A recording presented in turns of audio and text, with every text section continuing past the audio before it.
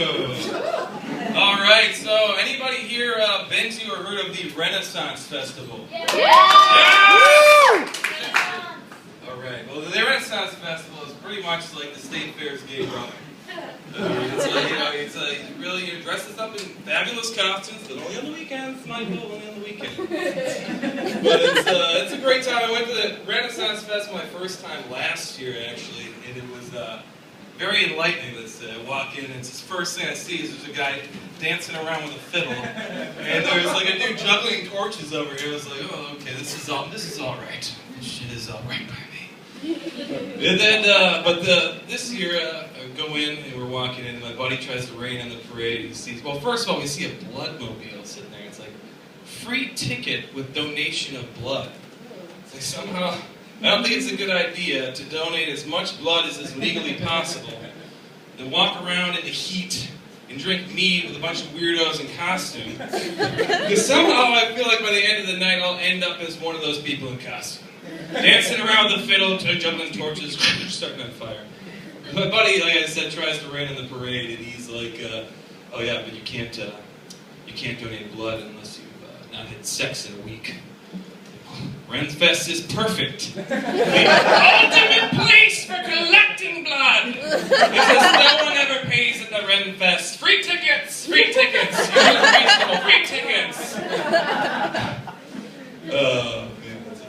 So, if you want to take it up another notch, so, Renfest is over, but take it up a notch, you can go to the Mall of America at any time on like a Tuesday, and it will be insane. It's like people there, but they're not supposed to be in costumes, but they are. I don't feel like the Mall of America should be called the Mall of America, because I do not feel like I'm represented by that mall at all. It's like the people that it's like a cross between like the State Fair, the airport, and a mental institution. There's people who've been released, and like walking around, and it's like, oh, watch out. And it's like, yeah, he's a regular here. He should not be. You do not let him in your store, sir. There's like scientists following people around. Oh my God, he got out of his house. Follow him. There's like documentary crews all over the place. It took me 6 weeks to catch him outside. Unbelievable. People are wearing like Velcro shoes around all the time. The funny thing about Velcro shoes is like you can't. The only time it's acceptable to wear Velcro shoes is when you're not aware that you're actually wearing Velcro shoes. You have to be like very young or very old. It's like, oh, here you go, Jimmy. Here's your Velcro shoes. Or, here you go, Nesta. Here's your Velcro shoes. It's just, my God, how far I've fallen. What is? Get them off of my feet, please. But who doesn't know they're wearing Velcro? Babies don't know they're wearing Velcro shoes. But don't underestimate babies. They have a lot of, like, I would call superpowers that I just found out about recently. Someone told me that if you throw a baby in a pool, don't do this, but this is true. You throw a baby, just toss him in the pool, and the baby right away from birth knows how to swim. They just paddle along, and he's like, get the hell out of here. You kidding me? It's like, yeah, then they tell me, babies can also actually if you hang a baby from a pole. This is true, yeah, this is true, don't do it. From what I understand, this is true. You hang a baby from a pole and they can support their own weight and hang there. And so what else can babies do from birth that we're not aware of? It's like, actually, if you toss a baby in the woods, the baby will be able to not only find shelter, but build a fire. A baby can, little known fact, a baby can shoot a 45 Magnum and get a theater. Babies, another little known fact, a baby can actually manage a Domino's right from birth. I saw a Domino's commercial the other day where it's like, it's like, we're running out of pizza cooks because of all the pizzas we're selling, so if you download our new app for the iPad called Pizza Hero, we might hire you to work at a real Domino's. You might hire me? So it's like, I need to get an iPad to earn potentially a job where I can no longer afford the iPad. Something doesn't work out here. I feel like I should just walk into a Domino's, like, can I help you, sir? Just hold up an iPad. Do you want a job? I'll take it. I don't need the job. I'm just here for fun, guys. I'm just here for fun. I wish there was an iPad app, though, that would help you with brushing teeth, because I hate brushing teeth. It's like, I do it, but it's like the last thing you do at night. You're like sleeping, you're tired, you're drunk, you're drinking, you're laying there, you're going to go to sleep, and well, oh no, I forgot to brush my teeth. And like, I'm not going to do it. And the little voice in the back of your head, you better do it. You better do it, you sick person. You better do it.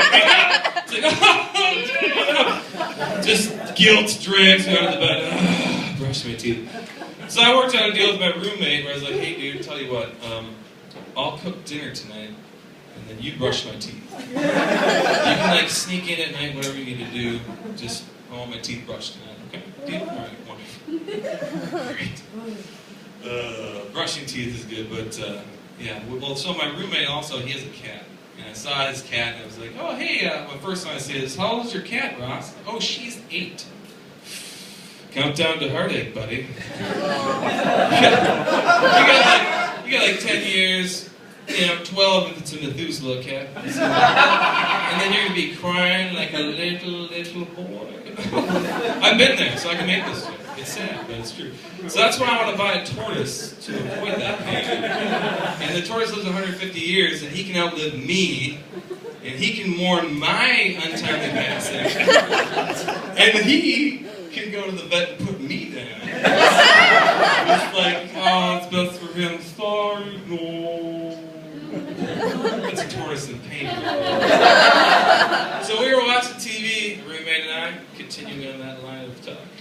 We flip on the, oh, I see there's a show called Breaking Amish, and I'm a fan of the show Breaking Bad. This should be similar. Not the same thing at all.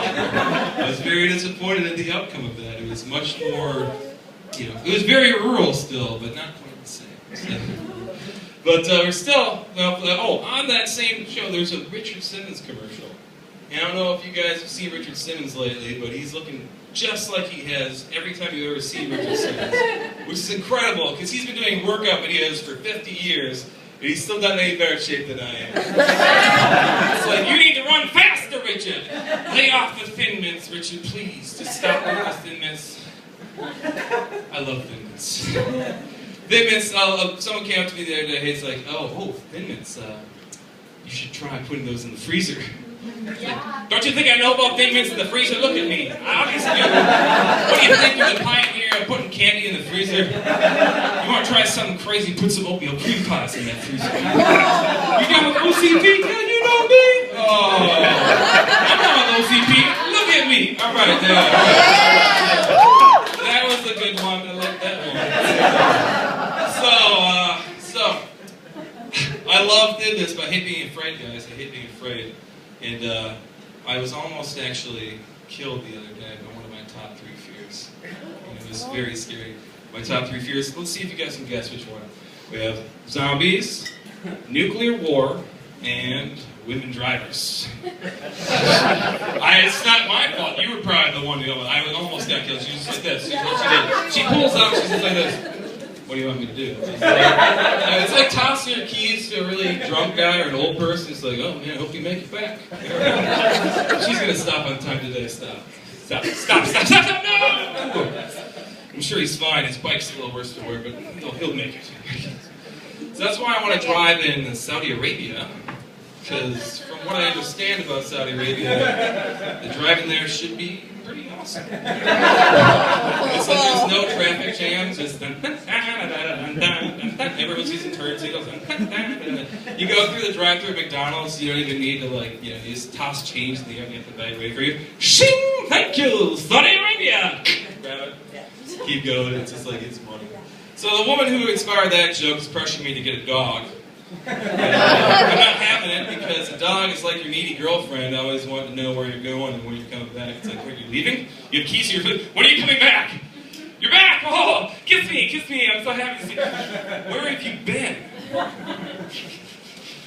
No, who is that bitch? No, who is that bitch? So that's why I like cats because they're like your stoner buddy just waiting on the couch for you to get home. Just chilling, just trying to act like he didn't just wake up. Open the door and say, hey, what have you been doing all day?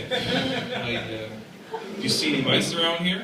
No? Lay off, I need something to take the edge off. I've been killing things all day. The dogs, I was wanting to take them out for a walk at night. And hey, I'd like to go for a walk, it's a nice night out. I'd like to go out tonight. Cats is like, hey man, if you just want to leave a little something on my bowl, I'll be good on it. That's good. That's right. Because this is a public service announcement. If you want to know what's better for you guys between marijuana and alcohol, all you have to do is use the Costco example, which is if you go to Costco very drunk, you go to jail.